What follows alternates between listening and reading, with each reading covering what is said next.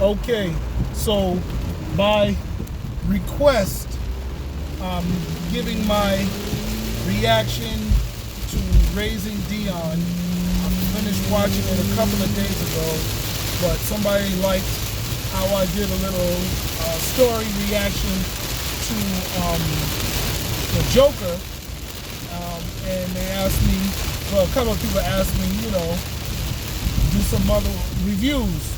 So as you know, I'm a writer, so I review everything from the story angle.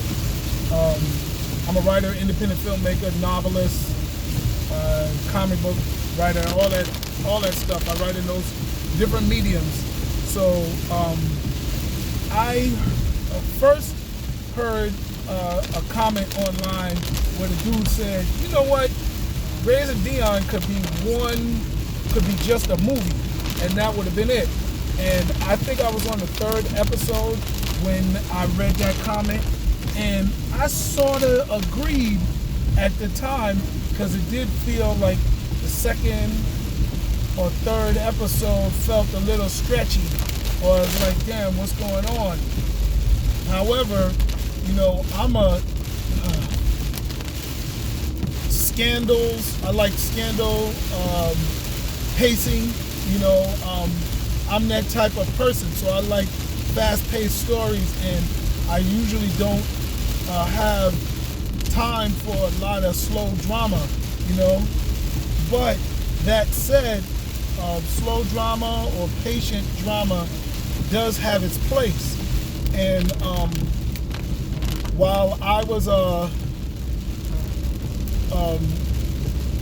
feeling a little agony, wanting action to come in episode 3 and 4, I was actually building my relationship with Dion and his mother and her sister and all of the various important people to the story. And that's something that you don't always get to do in a movie. So because of how Raising Dion ended, and the relationship with the sister, where she really went off the deep end and just was like, yo, I don't believe you. And that, it's like in the beginning, I was like, damn, these chicks yelling at each other hardcore. I would not talk. I can't have no friend. And then you find out, I think by the second or third episode, I was like, oh, they're sisters, and they probably said it, but I didn't really pick up on it, but that was my takeaway. I was like, damn, they yell at each other a lot. I couldn't have a friend that talked to me like that. Even with a sister or a brother, I'm an only child. I just am like, damn, I rarely observe siblings that have good relationships getting fully down like that. It's like, wow, and then a lot of the disbelief that was going on, you seen this kid do one thing, and then he says, I can teleport or something like that, and the mom's like, come on, Dion, you pushing it. Be like, wait a minute, you just seen him throw Legos all around in the room. There's no pushing it. Everything is off. If dude says he can go into the future, you're supposed to be like, all right, relax, don't go right now, but I can believe you because everything is off the table. We don't know what he can do, and she already knows he does stuff that defies science, so he's out of the science box. That was just, one of the things that I got from it. The other thing, I do like the misdirection, how the best friend became the creepy friend and then became the villain. That was really good. It was a hand that rocks the cradle type joint with superpowers, and I liked it. And it was a good ending where the mother and Dion helped bring him down, as opposed to some super mom trying to take on Dion. She let Dion step up, and he finally not manned up, because I don't like using that term, but he stepped up and he handled his superhero business. I like the way it led us to the sequel where the bad spirit, which we still don't know anything about, is entering in the entering into the little boy. That was really cool. How the dude's son feeling neglected. Now we just came off the heels of Joker, so we know that neglect can cause somebody to go into becoming a villain. So we know that. So now we're fine with it now. So what do you call it? When it comes to just that future story, it's kind of cool. And the way they brought, back to the villain, the way they brought him down was also cool because, the little girl in the wheelchair, she contributed an idea to it, and the little friend from the white boy, friend from school, he contributed something to it, and it was even cool to see Michael B. Jordan pop back out to say he's not dead. Now, the Tyler Perry element of it, the relationship twist, oh my God, I don't know how you can sleep at night knowing your ex, not your ex, but your husband is a ghost that isn't there in the realm with you, but may be able to see the things that you do. That is creepy. I don't know if she's going to move on. I don't know what she's going to do with the dance dude. She was definitely feeling him. You know what I'm saying? My wife and I call her Alicia Keys' little sister because she looks so much like Alicia Keys, and they both have nice voices. So, but Alicia Keys got a little bit more thickness than Homegirl. Homegirl is a dancer, so she's a little leaner. But yeah, that's another thing. The diversity of Raising Dion was spot on. It was really invisible, more so than Triple X Xander, where with Vin Diesel, Vin Diesel's really good at putting a lot of different ethnic groups and mixing up and being diverse, but it sometimes feels contrived, you know what I'm saying, where the people don't necessarily fully fit the role. They fit the ethnicity of the role better than they fit the actual activities of the role. However, Xander, Triple X, it pulled it off. It was still a good Triple X movie. I like Triple X movies, so if you like Triple X movies, the diversity didn't take away from the movie. Now, if you don't like them, then the diversity, I don't think, ruined it for you either. But in Raising Dion, the sister being a lesbian was kind of the only one that felt contrived. You know what I'm saying? I don't think the sexual preference necessarily contributed anything to the story. Not that it needs to, but I think the little girl that was in the wheelchair, those wheelchair and physical handicaps are really hard to, especially wheelchair, are hard to weave into the story. Especially in a superhero story, and they did an excellent job with her. The other one that comes to mind was the black dude in the movie with Rihanna. Not Shipwreck. Oh gosh, Battleship. All right, the one in Hawaii where they were fighting the ships from the board game Battleship. That handicapped dude was perfect.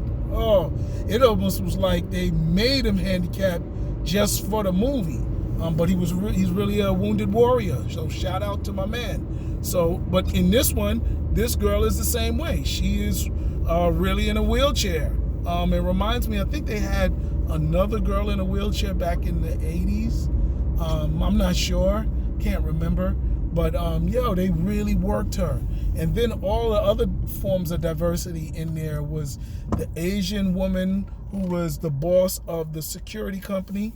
Believe it or not, that is important, and it is diverse because, usually white people are the default people for background characters too, not just the main cast, but sometimes they get everything. It's like, damn, we can't get a coffee attendant, we can't get this or that. And she did a really good job because she was almost like Devil's Wear Prada in the first couple of episodes. When you saw her, she was overbearing, and then turns around, they end up being the people that you look for heroes, to protect you. They almost become like agents of S.H.I.E.L.D. or Star Laboratories in Flash. I know I put Runaways and Power, I'm Black, the comic book on my Facebook page. There's a comic book called Black from Black Mass Studios, and it's very much like Raising Dion, but the kids are older and they're being pursued by the governmental entity. In this Raising Dion, of course, there's all spoilers in here, so it is what it is. It's really hard to review a movie without spoiling it, because you actually got to talk about the movie. So this isn't a movie, this is a TV series on Netflix, but I still have to spoil it. But I forgot the name of the corporate agency, but for them to not be bad was also a beautiful misdirection.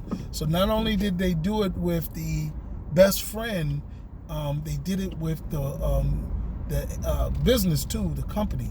So that was real good. Bravo to them. And then they gave him a little white friend, where he had another white friend and another black friend, and they didn't pair him up with the black kid. They paired him up with the white kid, and that was, that was really good. You know what I'm saying? What else? Any other diversity in there that I think, they pulled off the handicap. They had the lesbian girlfriend, so that's like 2. It's black people. They had white people in there. Did they have somebody that was really old? I'm not sure, but they hit kind of every angle out. What do I give Raising Dion? Sheesh. It was slow. I definitely echo that sentiment. I'll say an 8. The ending was really good. You know what I'm saying? I'm not hating on the girl. She did have Dion's mother. She was pleasant. I loved how they flipped her hairstyle every day. I don't know who did her hair in the movie, but they did. How did they explain her having all those hairstyles? Because she couldn't do them all herself, but they were all good. And she's not bad looking. She's a beautiful young lady, so that helped too. But I really liked her hair and the way they flipped it. I was like, man, I love natural hair, but this is really a natural hair showcase. So she did good on that. So yeah, I think the way they came at it at the end, her anger and sensitive, mommy stuff smoothed out towards the end. In the beginning, I kind of thought she was, I don't want to say a loud black woman, because that's not the case, but both black women and black men can be loud, and she was a loud one. But it's not something only black women can do, so I don't want to say that. But I did feel she yelled a lot. All right, how about that? Take that, feminists. I don't know, maybe I'll still come at me. But anyway, I liked it. The ending brought it all together. Endings are very important. It's really hard to get a high rating from me or for people in general if you don't have a good ending. So the story was important, and then the ending brought it all together. Sequel, am I interested in seeing a sequel? If they listen to fans, if they go back and put more elements in it, it's going to be hard now to do a mystery, so you want to throw that out the window. And you might have to do a straighter story with an angle coming from somewhere else. Dion, taking on the white boy, that's good. I agree with a comment somebody else made that there is a lot of story left, because Dion is young, and we could see 10 or 12 seasons from this, and I think we can, but I think You got to be very ambitious. You got to break a lot of rules. Dion may have to go to space, almost like a leader battle angel, and find out where those comments coming from, and that energy. There's got to be a lot of world building. He can't just be fighting other people on Earth. And then maybe there's other superheroes that pop up, and it almost becomes like a Static Shock sort of thing. I don't know. There's definitely a lot of room. You know what I'm saying? You got to take people there. You got to take black people there, and they got to go for the ride. You know what I'm saying? But I would keep it as grounded in realism as, you know, it is. It was like Jessica Jones. It was, you know, it never made you feel that the world knew about it, but acted like they didn't know about it. You know what I'm saying? Like some of the Spider-Man movies, he's swinging through. I don't know. They accept that he's Spider-Man. Let me see if there's a better example of that. Maybe The Thing and Fantastic Four. You know, I would definitely think the world would freak out about that. But I'd just say, you know what, go back. Marvel has done a good job of making the world look believable, that there are superheroes and mutants.